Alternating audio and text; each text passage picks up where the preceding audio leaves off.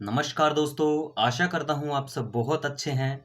देखिए, आज हम बात करेंगे हमारे देश के सबसे बड़े केस के बारे में और उस केस के बारे में जिसने हमारे देश की कानून व्यवस्था को बिल्कुल बदल के रख दिया, जो है Keshav Bharati versus state of Kerala 1973। और देखिए, रिसेंटली ये केस न्यूज़ में इसी वजह से भी आया कि जो हमारे केशव भारती जी हैं उनकी डेथ हो गई।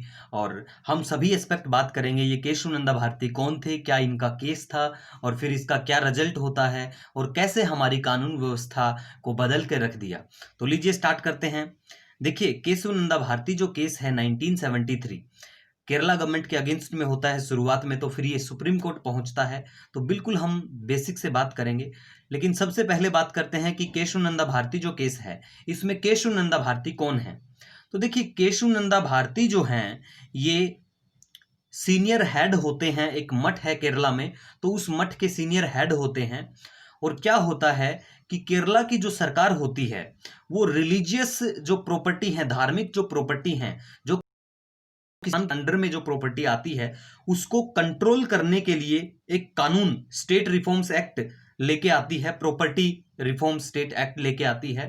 तो उस एक्ट के अंडर में क्या था कि वो एक्ट अगर पारित हो जाता, तो उससे फिर जो भी रिलीजियस इंस्टीट्यूशन है, मठ है या जो भी संस्था है, तो उसकी जो प्रॉपर्टी है उस पे केरला जो गवर्नमेंट है वो अपना अधिकार या उसके साथ जैसा मर्जी सुलूक करना चाहें वो लोग कर सकते हैं।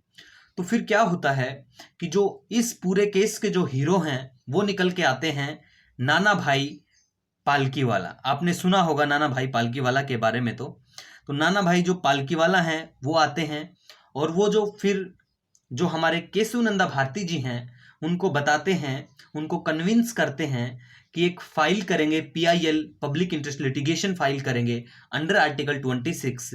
तो फिर केशव नंदा भारती इस बात पे बिल्कुल सहमत हो जाते हैं और फिर वो कोर्ट जाते हैं। केस चलता है हाई कोर्ट में, उसके बाद में कोर्ट केस सुप्रीम कोर्ट में जाता है। और फिर ये केस जो है 68 डेज के आसपास चलता है। और इस केस को हेड करते हैं 13 जजों की बेंच होती है।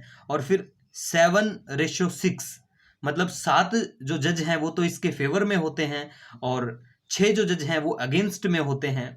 और फिर जजमेंट जो निकल के आती है वो होती है कि पार्लियामेंट अमेंड कर सकती है किसी भी पार्ट को कॉन्स्टिट्यूशन के, लेकिन बेसिक स्ट्रक्चर जो कॉन्स्टिट्यूशन की है उसको अल्टर नहीं कर सकते, उसको वैसे ही रखेंगे, उसको हार्म नहीं कर सकते। और फिर इसी केस से निकल के आता है हमारा जो प्रियम्बल है, कि प्रियम्बल जो है वो इंटीग्रल पार्ट है हमारे कॉन्स्टिट्यूशन का। जबकि 1967 जो Golaknath case, Golaknath versus state of Punjab जो केस होता है, उसमें जजमेंट आता है कि state can not amend fundamental rights. लेकिन अब आता है कि parliament could amend any part of the constitution, लेकिन बेसिक जो स्ट्रक्चर है वो वही रहेगा। अब देखिए, बेसिक स्ट्रक्चर क्या होता है, आप सभी को पता होगा। बेसिक स्ट्रक्चर जैसे कि सुप्रीमेसी ऑफ कॉन्स्टिट्यूशन है, जुडिशियल रिव्यू हो गया, parliamentary system, rule of law, free and fair election, principle of equality. तो ये बहुत सारे जैसे हमारे जो बेसिक स्ट्रक्चर हैं कॉन्स्टिट्यूशन के, तो इनके साथ बिल्कुल छेड़खानी ना करते हुए आप अमेंड कर सकते हैं। ठीक है, तो ये केस आई थिंक आपको पता चल गया है कि केशव नंदा भारती क्या थे और इसका जजमेंट क्या आता है फिर। तो देखिए, दूसरी जो सबसे बड़ी बात है इस केस की वो ये है कि 39th और 41st सॉरी अमेंडमेंट आता है। इंदिरा गांधी की गवर्नमेंट होती है उस टाइम पे, और 39th और 41st अमेंडमेंट एक्ट आता है।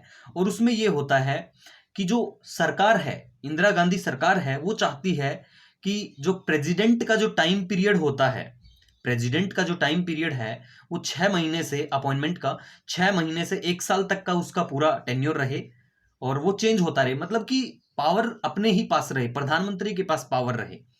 तो ऐसा भी नहीं होने देता है ये जो जजमेंट है केशव नंदा भारती, इसी की वजह से। और एक 1975 में एक केस सुप्रीम कोर्ट में दोबारा पहुंचता है, और वो केस होता है कि देखिए यहाँ पे जो 7:6 में जो जजमेंट आता है सुप्रीम कोर्ट का केशव नंदा भारती में, तो इसमें जो सहमत नहीं थे, जो 6 जो जजेस हैं वो सहमत नहीं थे। तो उनमें से एक रे नाम से कोई जज थे, तो वो सीनियर जज नहीं थे, मतलब वो जूनियर ही जज थे बाकी जजों से। लेकिन इंदिरा गवर्नमेंट उसको चीफ जस्टिस ऑफ इंडिया बना देती है, और उसका फिर डिस्कशन होता है उसके ऊपर, तो फिर यही दोबारा आते हैं नाना भाई पालकीवाला और बताते हैं कि देखिए 1973 का जो केशवानंदा भारती केस था, उसमें जो जजमेंट आया था उसको, उसके साथ आप कुछ नहीं कर सकते क्योंकि जुडिशियल रिव्यू आपने नहीं लिया हुआ है, तो केस फिर वहीं पे शांत हो जाता है। तो इसी वजह से देखिए हमारे जो आज फंडामेंटल राइट हैं, हमारे पास प्रियम्बल है, जो देखिए फंडामेंटल राइट तो पहले भी थे, लेकिन बेसिक स्ट्रक्चर को बिना हार्म पहुंचाए हमारे कॉन्स्टिट्यूशन में जो भी हमारे राइट्स हैं वो बिल्कुल रहें, और प्रियम्बल को एक हमारे संविधान का जो कॉन्स्टिट्यूशन का पार्ट बनाया गया इंटीग्रल, तो वो इसी राइट की वजह से है। ठीक है गाइज, तो आई होप आपको पसंद आया होगा ये लेक्चर, कुछ समझ आया होगा। फिर भी अगर आपका कोई भी डाउट होता है तो आप मेरे को, या कोई सजेशन होता है, आप मुझे मेल कर सकते हैं। लिंक आपको डिस्क्रिप्शन में मिल जाएगा, और मिलते हैं एक नए वीडियो के साथ। तब तक के लिए हैव ए ऑसम डे।